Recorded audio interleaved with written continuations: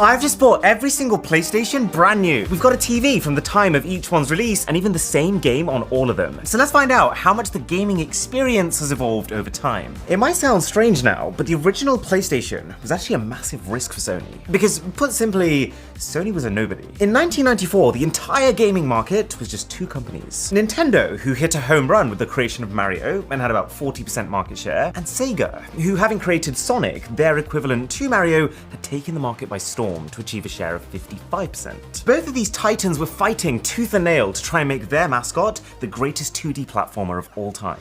But Sony realized something, that now is the perfect time for 3D. Yeah, this is a real sealed PlayStation 1, straight from 1994. And inside we've got the video adapter, in case your TV didn't have the right connectors, the AC adapter to plug into the mains, the controller, which was of course wired, and the console.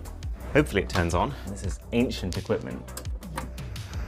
That sound! That's basically the sound of a cathode ray gun shooting electrons at the display panel. That's actually why they're called CRT TVs. Power on the original PlayStation. Buttons! I don't want to experience opening the disk drive. It's actually making me kind of sad that modern technology has no moving parts. Listen to this. No! The controller is so light, it kind of feels like it's not even there. And also, look at this, no analog sticks. There's one thing Sony smashed, it's buttons. This is so nice. Now, with only 2 megabytes of RAM, a maximum resolution of 480p, and no internal storage, the PS1 stats might sound pitiful by modern standards. I literally had to Amazon a 128 kilobyte storage card for it, which is very weird thing to do in 2022. But at the time when it was released, at today's equivalent of $570, this was the most powerful console money could buy. So this is Gran Turismo running on the PS1, and if you compare it to Nintendo or Sega's supposed 3D offerings, you'll quickly notice that Sony is the only one capable of rendering real 3D models with real reflections on the cars. It looks insane in comparison, but wait till you see what the next PlayStation can do. Sony also realized that they couldn't just be more powerful, their brand also had to be different to Nintendo and Sega's. And their way of doing that was swapping the controller letters for shapes. And it wasn't because Sony loved geometry, the shapes have significance. For example, the blue cross and the red circle,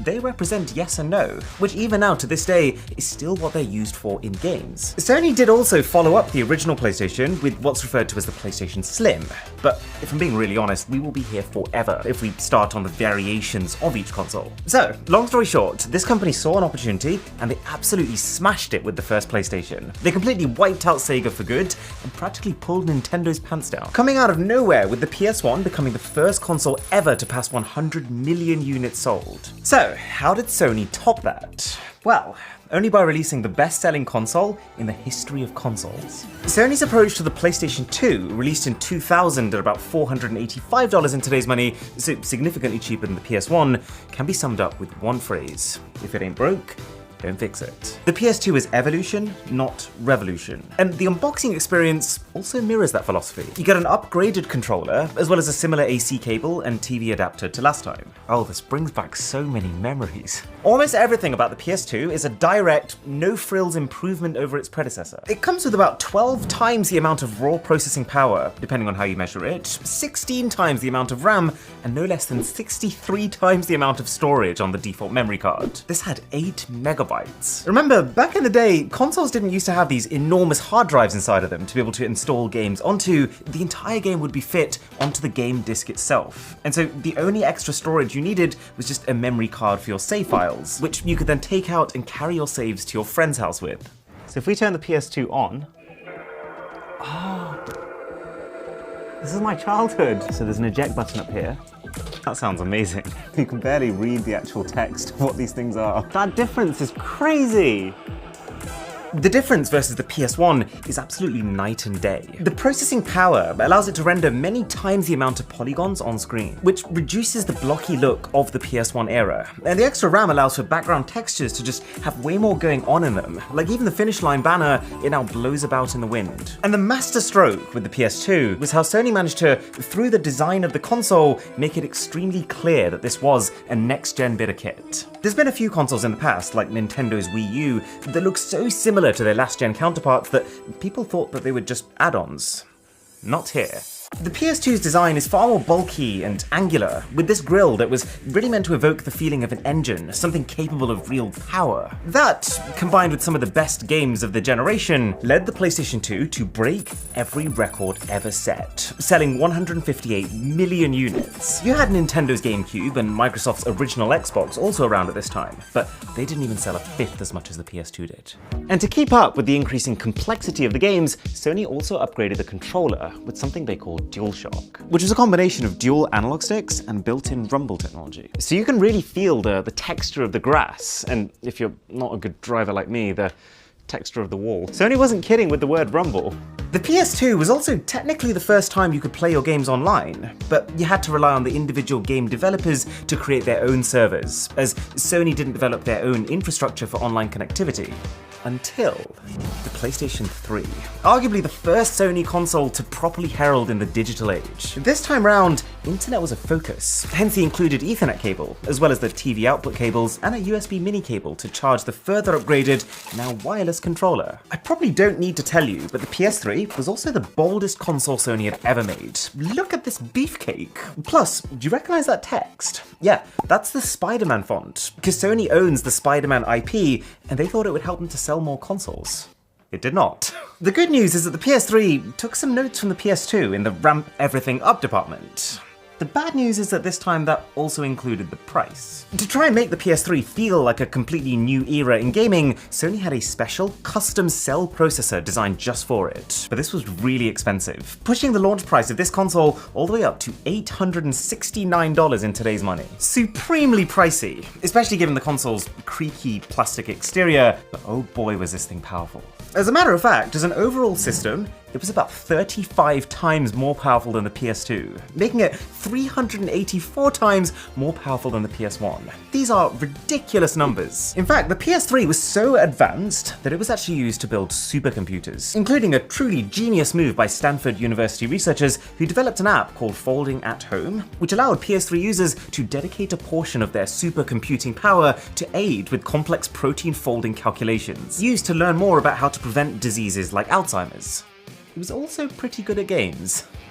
So I never actually owned a PS3 at launch, but I remember how I felt when my friend got one for the first time. It really felt like a machine from the future. Like, I remember being just giddy with excitement that something of this power actually existed. You also notice they've actually started putting attention into how the discs look at this point. And the disc loading mechanism, that's all inside the console now. There's no tray that comes in and out. This console is not quiet, or cool for that matter. It's like an oven back here, and it's only on the home screen. You can kind of see that this is the point where the console became much more than just a place to play video games. It's the first time there's a proper home screen that you would actually want to spend time in. This literally used to be one of the coolest things in the world to me, the fact that you could change your home screen color. Oh yeah, the Friends tab. I spent a lot of time there. You think at that point that you can't make the same generational leap again, but this is it. And also you can actually feel the mechanics of the game becoming more sophisticated as well. There's more physics involved. One problem that PS3 owners did used to have though was that because the on-off button was capacitive, their pets would often turn their consoles off. Don't get any ideas. So now we have the PS3 Gran Turismo next to the PS2, next to the PS1. I can't wait to complete this line, but already the leap is phenomenal. The first key difference being resolution. While the PS1 is outputting the game at 512 by 240, the PS2 is pushing over 3 times more pixels at 852 by 480, and the PS3 was running at 2 times that at 1280 by 720, or in other words, for the very first time, true high-definition gaming. This is basically the difference between you going into the settings on this video and swapping between 240p, 480p, and 720p. Massive. But it's not just more pixels, it's also much more complex game effects. One of the most impressive things about the PlayStation 3 was its ability to also handle almost lifelike lighting, shadows, and reflections, not to mention vast sprawling backgrounds. Something else I'm noticing is how much nicer the controller is. It's wireless, it's weightier because it's now got an inbuilt battery, and also has motion sensors built into it. And also, compared to the PS2's controller, the triggers just have much more travel. They call this the 6-axis controller, because as well as all the buttons, it could also pick up how you moved the controller itself and translate that into the game. Even though it was the home to god-tier games like Grand Theft Auto 5 and The Last of Us, even though it was where Sony launched their free online PlayStation Network service, even though it also doubled as a media machine with full Blu-ray disc compatibility, Sony really screwed up that pricing. It ended up selling 84 million units, barely half of the PS2, and was slightly outsold by Microsoft's Xbox 360. Sony was on the back foot again. They needed to do something special. Thankfully, Microsoft did their job for them. When the PlayStation 4 launched up against the Xbox One in 2013, Microsoft screwed up their marketing so badly that Sony could have re-released the PlayStation 3 and probably still won. The fact that Microsoft forced users to also buy the Kinect camera with the console, forced users to be always online, and focused almost completely on how the next-gen Xbox would work as a TV box rather than a games console. It made it almost too easy for Team Blue. Sony even took to the stage to rip apart the Xbox One's deliberate inability to play borrowed games. This is how you share your games on PS4. Thanks. And it was pretty much game over at that point. Now, when you add to this that the PS4 was also insanely well designed, it starts to make sense why it completely popped off. Like, check out the new DualShock 4 controller. It incorporates the DualShock tech from the PS2 controller and the 6-axis motion sensing from the PS3 controller, and it makes both aspects much more refined. The analog sticks are now also further apart, and they're concave for better grip. There's a new share button, which reflects the shift to social gaming. Plus, we've now also got an RGB LED light on the front as an identifier for which player you are, a speaker in the controller itself for a directional sound experience, and even a 2-inch touchpad in the middle for menu navigation. I remember the moment that I got to hold one of these for the first time, and I was just sat there like an idiot, like turning it over and over in my hands for 10 minutes straight, thinking, holy cow, this is real. The PS4 is about 10 times more powerful than the PS3, making it, the numbers are getting kind of out of hand at this point, about 3,800 times as powerful as the PS1. It had 8 gigabytes of RAM, which is 32 times the PS3, and 4,096 times the original PlayStation. And not to mention that because the PS4 is based off a less custom, more standard PC-like architecture, it was way easier for developers to work with it and fully extract that power. You know, this kind of reminds me of the really early days of this channel. I remember when the PS4 launched, we had about 10,000 subscribers. I know that because we used to cover tons of gaming content at the time, but I would stick to handhelds because I would never dream of spending this much on one console. I know this section is all about the PS4, but all I can hear is this PS3. So this is actually quite exciting. This is the first time you can turn the console on with the controller. So this is very much a refined version of the PS3's home screen, much more blocky in style. Oh my god, listen to it. It's louder than the PS3! There was me thinking this was going to be a nice, sleek, quiet machine. I only half blame Sony. This room that we're in is basically a sauna right now. Let's boot up the game. You can also tell the text is way sharper and more readable now. You can actually now pick the exact time of day of your race, and it will affect the weather conditions accordingly. You can feel such a visceral difference. The density of the crowd, the light coming directly from the sun. Right, so I've actually filled up a bag with ice just to cool it down, because this is getting ridiculous. I'm gonna lay it on top of the ice pack. In my mind, this is what a modern racing game looks like. The game almost has like an atmosphere that the other ones lack. Excuse my driving. I can actually also notice a bit of realistic damage on my car, so upgraded physics too. What do you do with this much power then? Well, I mean, just for starters, a further doubling of the resolution to now 1080p or Full HD. The PS4 could happily fill a 40-inch TV and not look like it was being stretched. And it also just gave developers the headroom to be creative, to build not just detailed backgrounds, but fully open worlds, to execute their visions in their entirety. Plus, they could now add pretty much any visual effect they could think of. Dirt particles, motion blur, realistic fog, and it's in these details where you really feel the difference versus the PS3. So when you combine all of this with the fact that the PlayStation 4 also launched at a much friendlier $500 in today's money, it's not surprising that it went on to sell 120 million units, more than doubling Microsoft's competing Xbox One. It's kind of hard to imagine how this masterpiece can actually now be seen as a relic of the past. But the PS5 firmly pushes it aside, cementing itself as the wildest, most futuristic PlayStation to ever exist. And Sony has really run with this idea of futurism. Everything from the controller, to the console, to the headset they launched alongside it, it all shares this two-tone, ultra-minimalistic, space-age design philosophy. And I frickin' love it. The moment I saw the PS5 get announced, I shrieked. Like, what gamer doesn't want a console that looks like a literal alien starship? And I mean, it makes the Xbox Series X that it's competing against look like a prude by comparison. There is also this strangely shaped stand, which actually very cleverly can support the console either horizontally or vertically. But do the internals keep up? Absolutely. The PlayStation 5 dunks on its predecessor. It has 2 times the RAM at 16GB, and its core graphics processing unit is about 8 times more powerful. And that's not even factoring in its solid-state storage that's at least 50 times faster than the PlayStation 4's hard drive. And this is the fun part about compounding multiples. When compared to the original PS1, the PS5 is approximately 30,000 times more powerful. You could make a bridge of PlayStation 1s spanning an entire city, and it still wouldn't be able to outperform a single PS5. Let's see how the PS5 compares. Love these LEDs on the inside. Such a classy touch. This is such a fun video as well. Hey, if you want to see me make a comparison of every Nintendo console ever, then a sub to the channel would be historic. Oh my god, I'm blinded. Adjust HDR. Oh, that is actually one of the new features here, just like insane levels of contrast. I know we're only on the homepage right now, but this screen, the one thing you really notice about the PS5's UI is everything is very visual and full screen. Wow. The amount of buildings, you can see individual settlements over here in the background. Okay, just look at the difference in color between this screen and this screen. A lot of that is just the new high dynamic range. I can hear applause coming through the speaker in the controller. You can even see the clouds in the sky reflected on the body of my car and moving in real time. God, it's so rumbly. Okay, this is a huge upgrade, even from the PS4. Not only is the resolution now full 4K, 4 times higher than 1080p, but the PS5 is also capable of real-time ray tracing. Meaning that instead of pre-baking the light reflections into a scene, like most video games have done till now, this console can simulate the real physical behavior of light in real time, and how it affects every single pixel on screen. And I can also feel not just the general rumble from my engine thanks to DualShock, but also the physical sensation of putting pressure on the pedal thanks to the new adaptive triggers in this controller that can adjust their tension on the fly. Every PlayStation console together in one frame. What a sight. Imagine what the PS6 is going to look like. Now, as slick as the PS5 does look, there is one way to make it even slicker.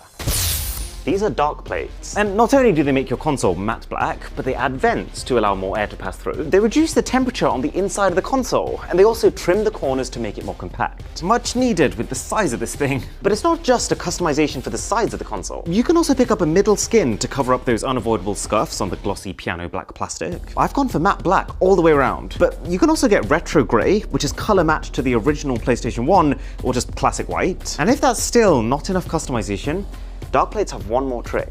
Light strips. These are basically light filters that you put on top of the existing lights that your PS5 has to change the color of them to whatever you want it to be. Link below to check out dark plates. To see me buy the weirdest tech on the entire internet, click here. I'll catch you there.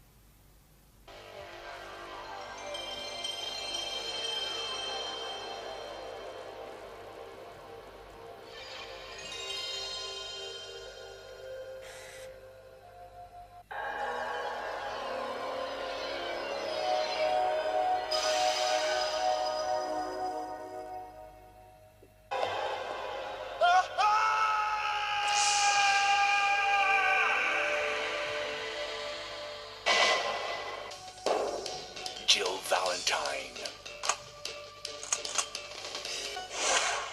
Resident Evil. Oh, Barry! You were almost a Jill sandwich. You're right.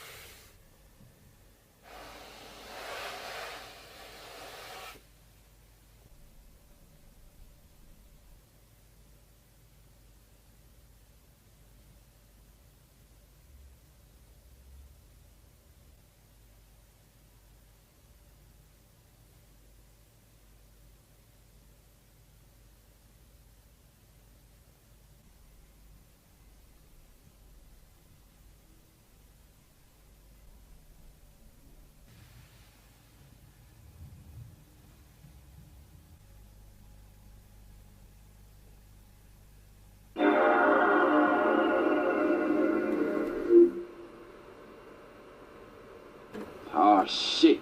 Here we go again. You picked the wrong house, the wrong house, the wrong house, the wrong house, the wrong.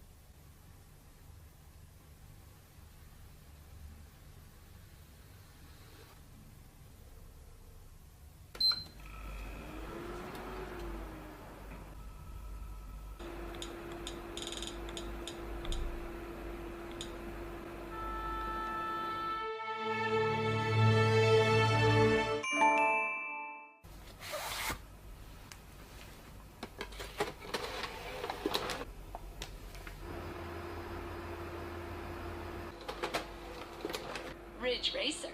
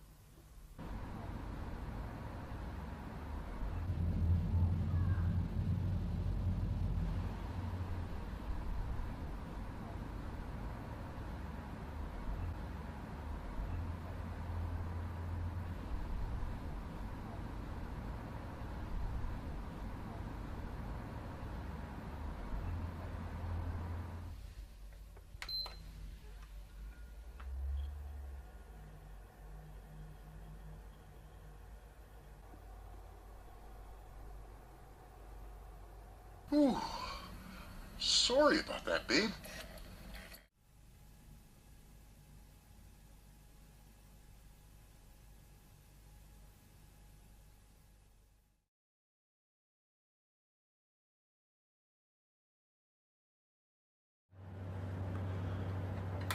Oh my god. Give me a break. It turns on. Okay, so Look, there's a light there too.